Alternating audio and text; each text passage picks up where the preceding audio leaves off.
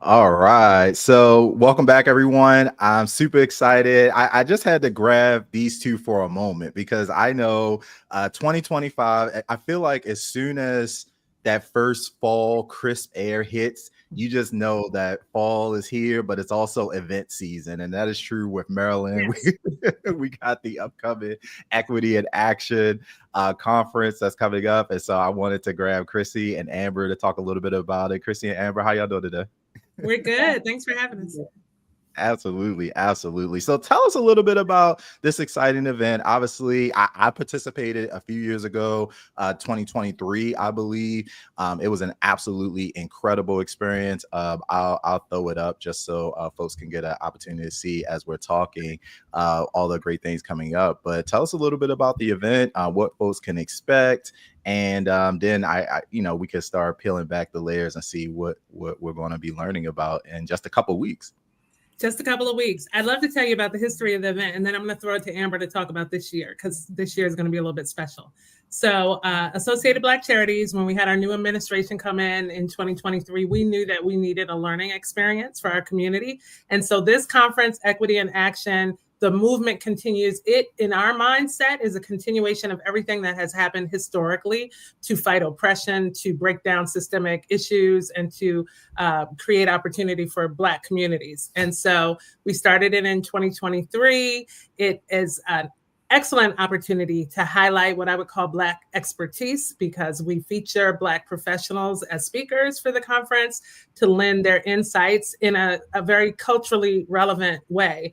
But for us, this was also a way to have a learning experience specifically curated for Black professionals and Black business owners and our allies who want to live in a world that's more inclusive, and especially open the door to that inclusivity in work. So we had the conference in 2023. We repeated it in 2024. Both were outstanding experiences where we were able to highlight wonderful speakers, including many from the Black Speakers Network.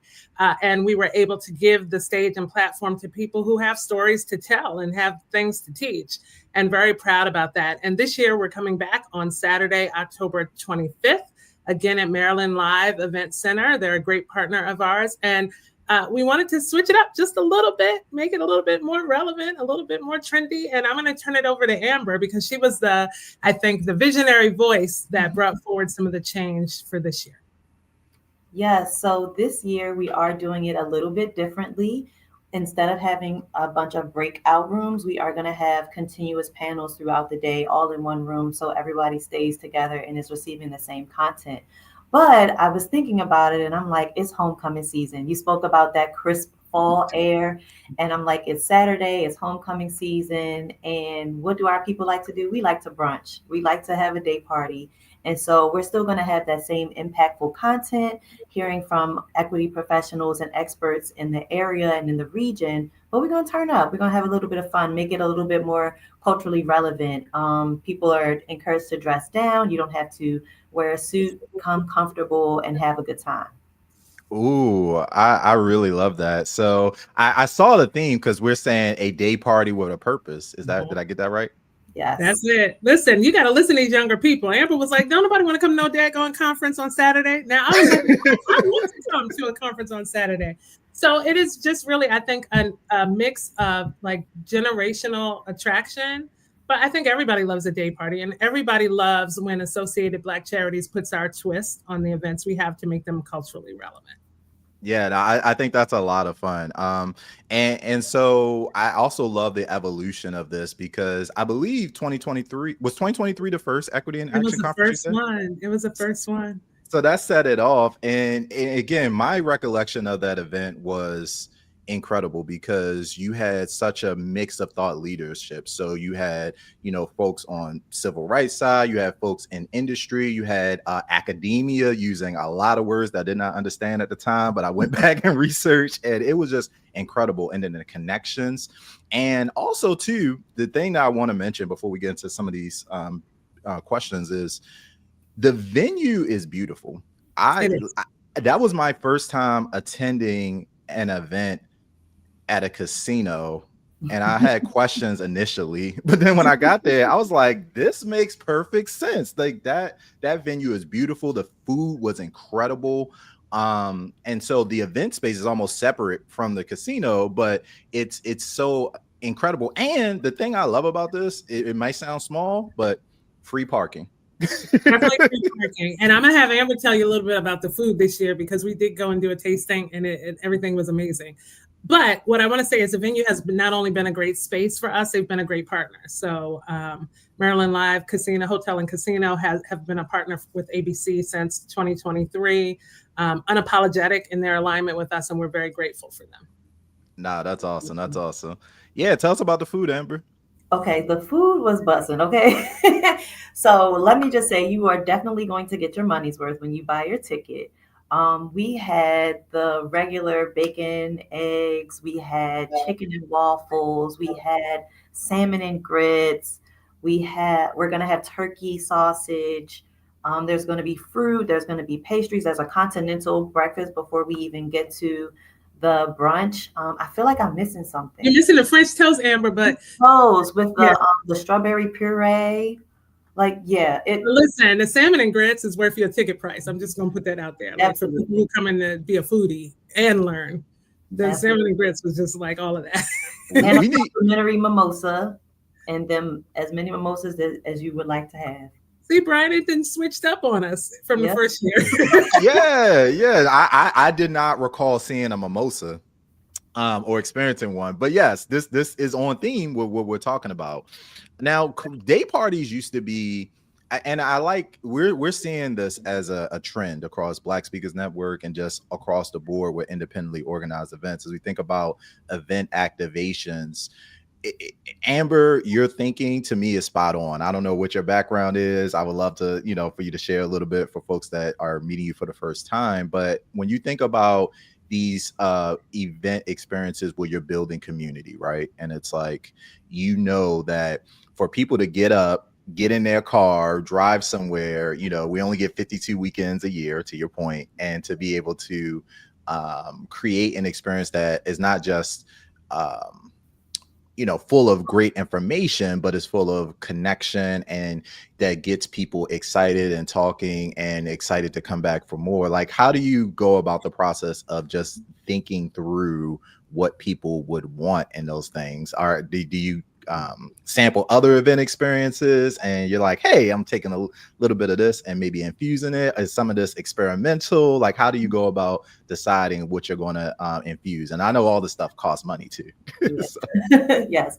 So interestingly enough, my background is a little varied. I was a professional dancer for 7 years, and then I was a teacher. And I think my programming and my curriculum writing skills come from the teacher part.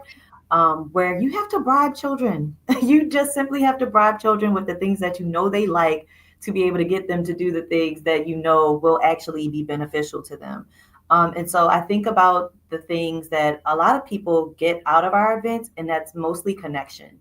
So we have a lot of activations that are around intentional networking and little devices and mechanisms to help people connect to the work and to one another. But then also just thinking about what would I'd rather do on a Saturday, and that's go to brunch. And so how do we blend those two worlds? And so people get what they want and they also get what they need, if that makes any sense. That makes perfect sense to me, because I like a good blend. I like a good blend. Now, Chrissy, I know we have a very important keynote coming in, and I should say very historically consequential. So can you tell us a little bit about the keynote? Yeah, absolutely. Well, let's talk about this year, right? Yeah, and what happened in January with our executive orders. It really turned the industry of civil rights work and freedom and justice work on its head. Not so much for those of us who are committed to it and still 10 toes down, but because it gave supporters, sponsors, and many allies an out in the way that now they feel even more emboldened to not support work like this, which has been unfortunate. It's something that we've been battling against all year long.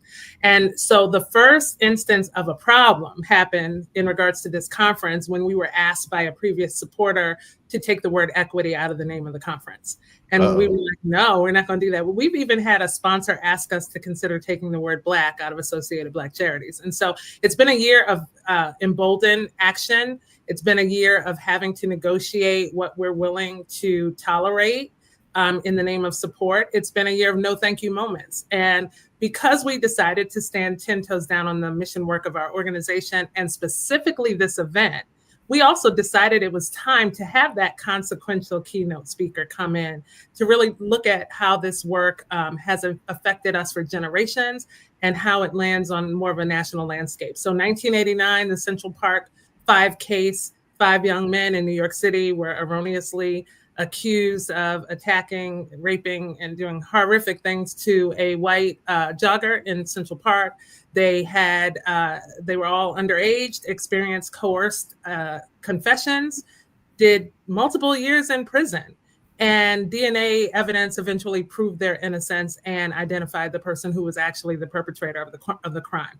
We all know that our current leader of our free nation was very involved in the case at that time. He, in fact, took a front page ad out in the New York Post calling for the execution of these young men of color. One of those young men was soon to be Dr. Yusef Salaam. So he not only survived that horrible occurrence, but it shaped his life. And he became now a New York City Councilman for the Harlem district.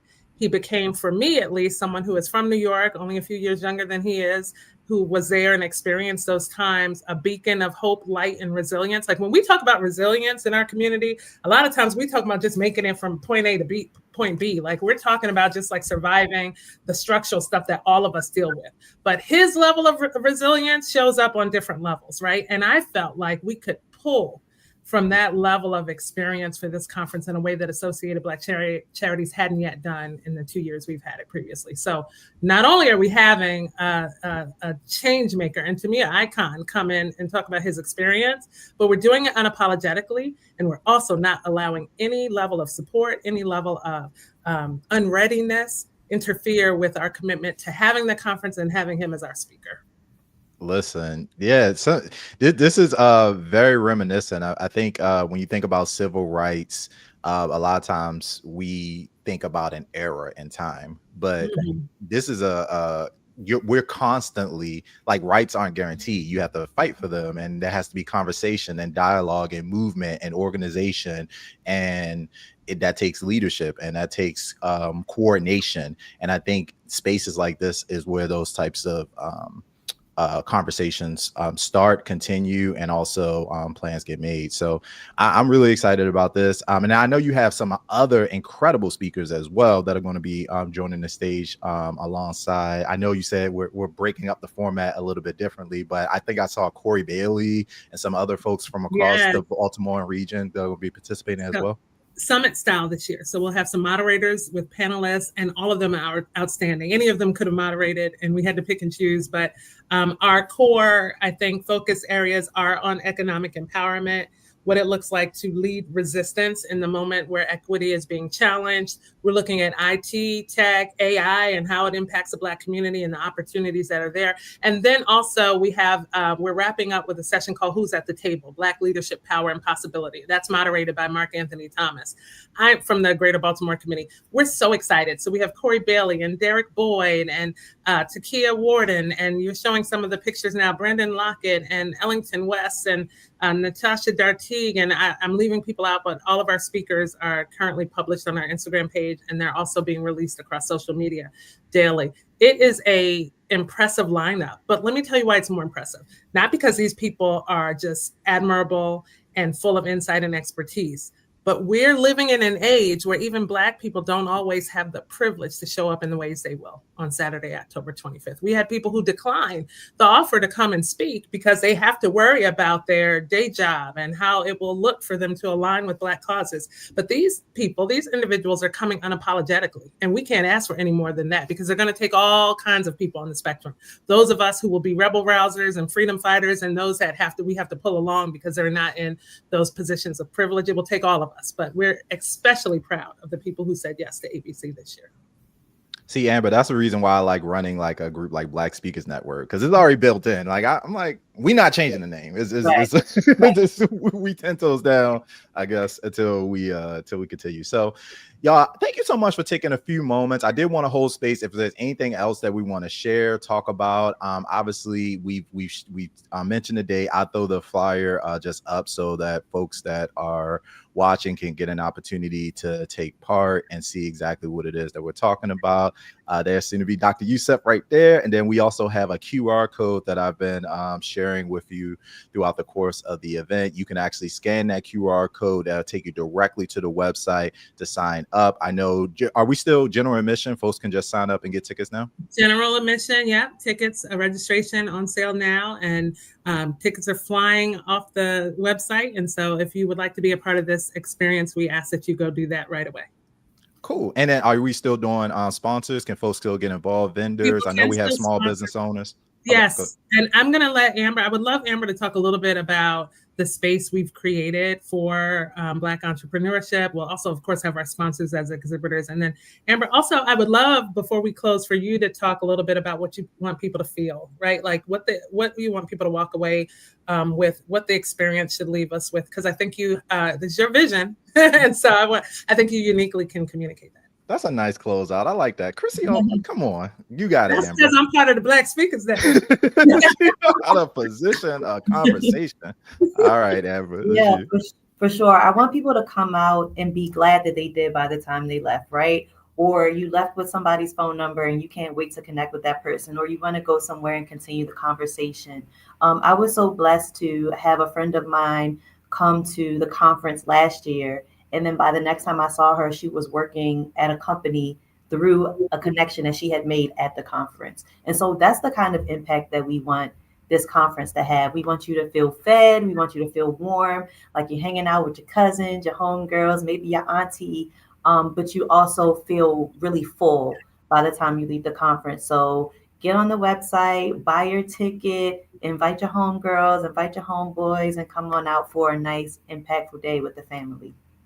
All right. I love it. Absolutely. Absolutely. Listen, I always appreciate y'all. You know, you're welcome. Black Speakers Network. Anytime, we're going to make sure our event partners are, we appreciate you because every organization, first of all, events take a lot of work. They take a lot of planning, take a lot of effort, and it takes a lot of, coordination. And I believe being able to have this lattice of different communities that we make sure that I don't think that has changed. You can go back 100 years from now, informal networks were important then, informal networks are important now. And so if you are watching this, and even if you don't live in the Baltimore area, but you know people, we encourage you just to share, leave a comment, make sure that this event is on people's radar. As you see, it's only once a year. So if you miss this one, you're going to have to wait till 2026. But the information, the connections are going to be in the room, the food, and the hotel. So even if you don't live in the Baltimore area, come on and join us, right? Like this is important work for you to get aligned with. So we got a DJ. We didn't the hotel. Like, so come on and get your room. It's a nice, and I have been in the room today. It is a nice place to stay. And again, BWI, because this is in Hanover, so it's not it's right. It's probably 10-minute drive from BWI. So yeah, if you're flying in, it's an easy Uber trip. So yeah, and it's a really nice area to spend time in too. That's connected to the mall. You got shopping, you got restaurants. It's all good stuff. So you can actually make an entire Baltimore weekend event out of it. So. Yeah. Visit Baltimore. Y'all make sure y'all are tapping into this. All right, guys, we're done. Have an incredible rest of the week. We'll see you just in a few weeks at the ABC Equity in Action Conference. And as we always say here in Black Speakers Network, keep speaking up. We'll see y'all on stage and keep moving forward. Talk to you soon. Thank you.